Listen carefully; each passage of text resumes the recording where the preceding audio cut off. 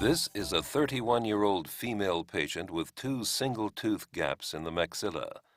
On the right side, the single-tooth gap was caused by a congenitally missing second premolar, whereas the gap in the front was caused by a dental trauma with tooth avulsion.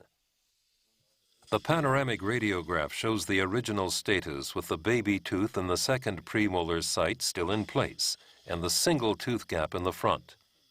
The periapical radiograph shows sufficient bone height and a normal bone structure in the implant site. The surgery is initiated in the right maxilla with a mid-crestal incision using a 15C blade. The incision is extended into the sulcus with a 12B blade.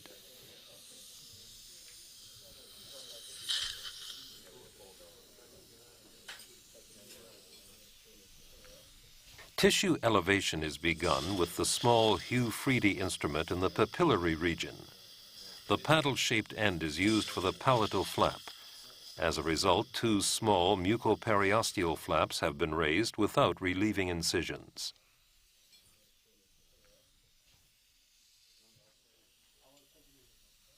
The flaps are held in place with retraction sutures. The crest is sufficiently broad for the placement of a wide-body implant.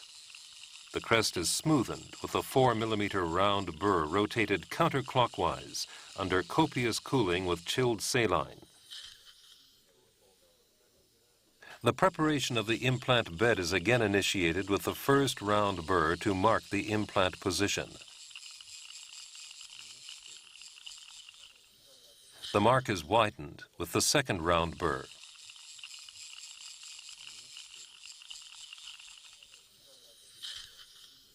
Preparation continues with the first pilot drill turning at about 500 to 600 RPMs.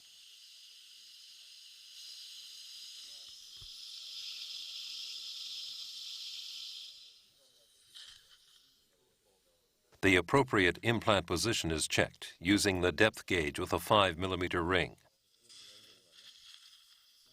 The bone preparation is further widened with the third round burr before the 2.8 mm pilot drill is utilized to a sink depth of about 12 mm.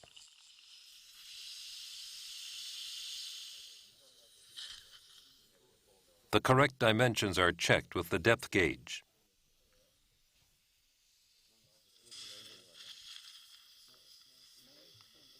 The next drill is the first profile drill. It makes the opening of the bony bed even wider.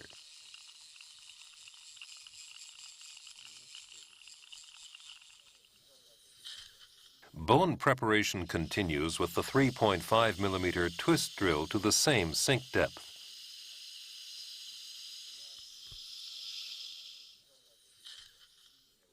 The correct sink depth is again checked with the 3.5 mm depth gauge. The wide alveolar crest allows a 10 mm long wide body implant to be placed. In consequence, the large profile drill has to be used to further widen the entrance of the implant bed before the 4.2 mm twist drill can be utilized to complete the bone preparation. The 10 mm wide body implant is taken from its sterile ampoule and inserted at slow speed. In this case, no pre-tapping is necessary due to a rather spongy bone structure at the recipient site. The implant is inserted to a sink depth of approximately 11 mm and achieves good primary stability.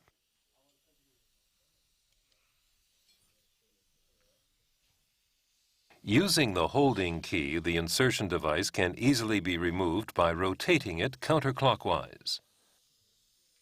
In this case, a 3 mm titanium healing cap is selected for a non-submerged approach, since the implant site is located in the second premolar area. The thread of the healing cap is covered with a 0.2% chlorhexidine gel. The 2 wound margins are adapted. A small rotational flap is created to improve the precise soft tissue adaptation on the distal buccal aspect. The small flap is prepared with a 12B blade and rotated into the approximal aspect.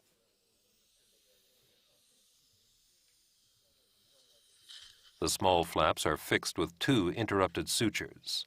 Fine 5-0 monofilament suture material is used.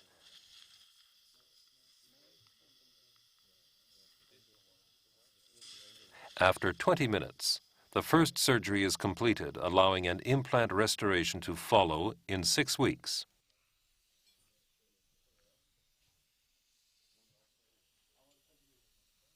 The second implant site is a single tooth gap caused by trauma.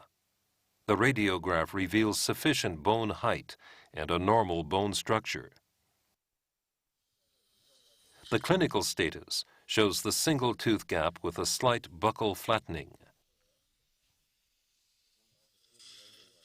The incision is made with a 15C blade on the palatal aspect about 3 millimeters from the mid-crest.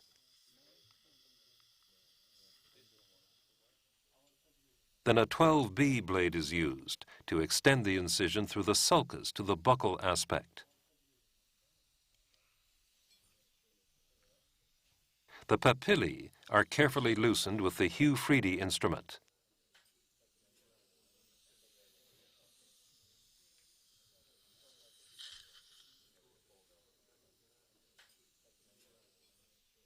Equal care is taken to elevate the mucoperiosteal flap using the paddle-shaped end of the instrument.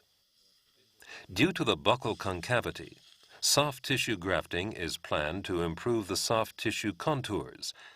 Therefore, distal line angle relieving incisions are made with a 15C blade. Following elevation of the full flap, retraction sutures are used.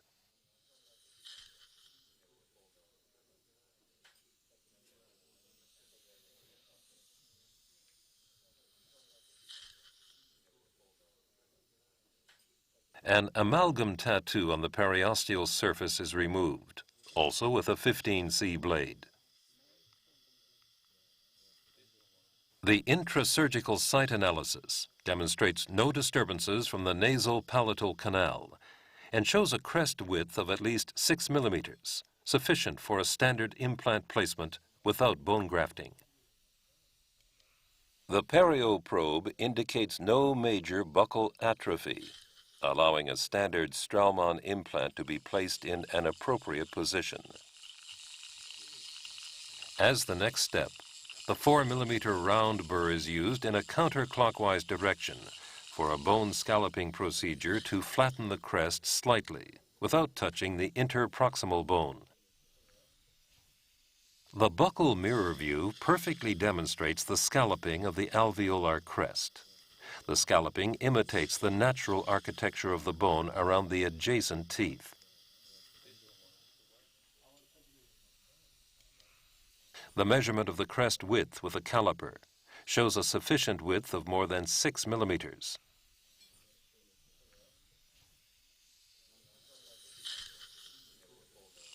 With the scalloping procedure, bone preparation is easy and can be started from a flat bone surface. The first round burr marks the approximate position of the future implant. The mark is widened with the second round burr, followed by the first pilot drill. A sink depth of about 14 millimeters allows a 12 millimeter Aesthetic Plus implant to be inserted.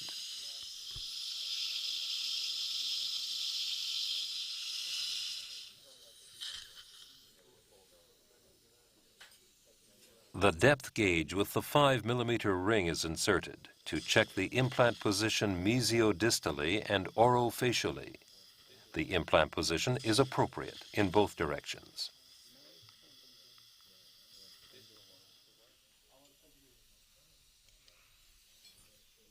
The mark is widened with the third round burr.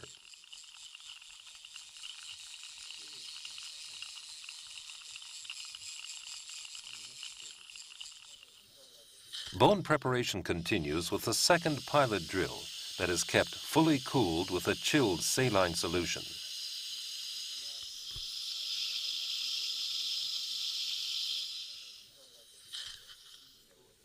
The bone opening is widened with the first profile drill.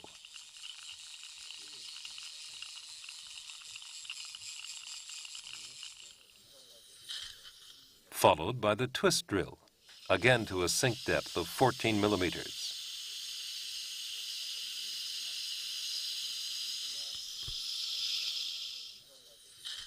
The 3.5 millimeter depth gauge confirms the appropriate implant axis. A 12 millimeter aesthetic plus screw implant is inserted to a sink depth of about 14 millimeters. The implant achieves excellent primary stability.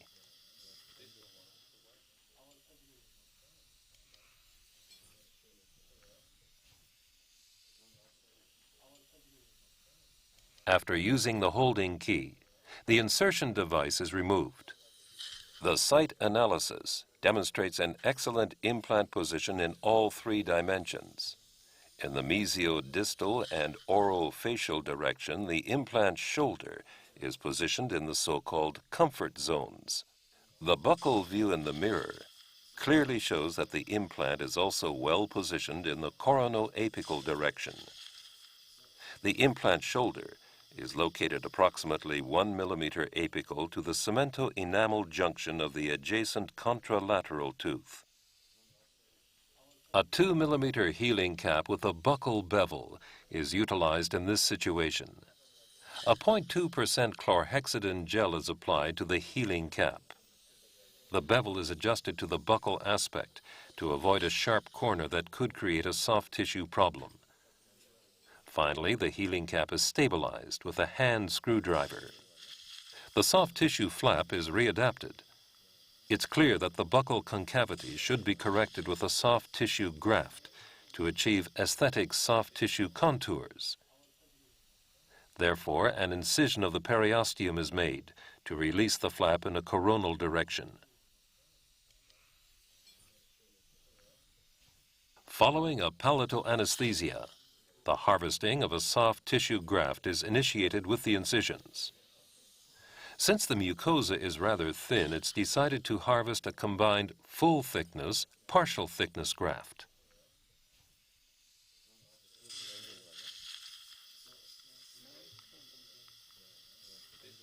Two divergent vertical incisions are made with a number 11 blade, followed by two horizontal incisions about 3 millimeters apart.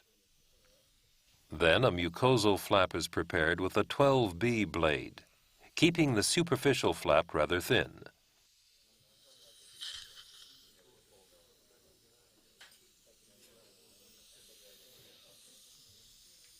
The graft is mobilized with the Hugh Freedy periosteal instrument, and finally dissected with a number 11 blade.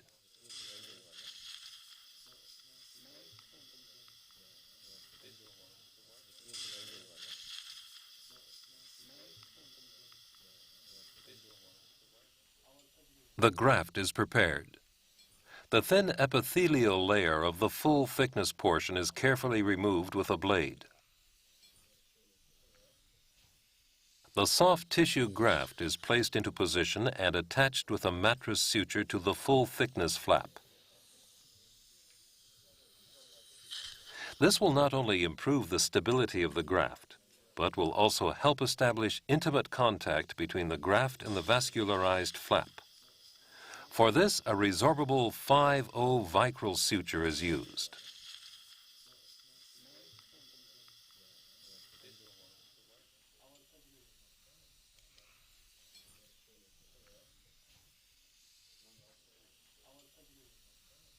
The released flap allows a tension-free adaptation of the flap in a more coronal position.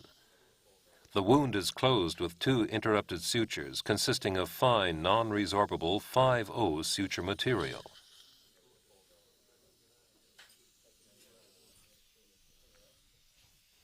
The two sutures are not tightened too much, so as to avoid blanching the mucosa. The implant healing cap is almost completely covered by the mucosa, allowing submerged healing for 6 weeks. The vertical relieving incisions are closed with 6-0 sutures, promoting a rather quick soft tissue healing within a few days. The interrupted sutures have at least a distance of 2 to 3 millimeters between each other. The final view shows the surgical sites following wound closure. The existing partial denture is adapted and hollowed out to avoid pre-contact with the mucosa. The post-surgical radiograph confirms the correct implant placement in the second premolar area without perforation of the maxillary sinus. The clinical slide again shows the original status of the single tooth gap in the front region. 6 weeks following the implant placement, the soft tissues are nicely healed. The occlusal view demonstrates the clinical situation prior to the reopening procedure with a punch biopsy. The implant is slightly exposed on the palatal aspect, helping to make a punch procedure of the mucosa easier. The clinical status following second-stage surgery with a punch biopsy to gain access to the osseo-integrated implant. The occlusal view shows the newly inserted 3 mm titanium healing cap located slightly below the papillae, whereas the periapical radiograph illustrates the implant with normal peri-implant bone structures. The clinical view at the 6-year follow-up examination demonstrates a pleasing aesthetic result of the ceramol metal crown. The midfacial soft tissue margin is stable, resulting in a harmoniously scalloped gingival margin. In the posterior maxilla, the implant-supported premolar crown also demonstrates a satisfactory aesthetic treatment outcome. The lip view of the speaking patient shows that the implant-supported crowns are well integrated in the maxilla. The 6-year follow-up radiograph demonstrates stable peri-implant bone crest levels for both implants and good fidelity between the restorations and the implant shoulder. The peri-implant bone has reached a steady state situation with increasing bone density in the crestal region.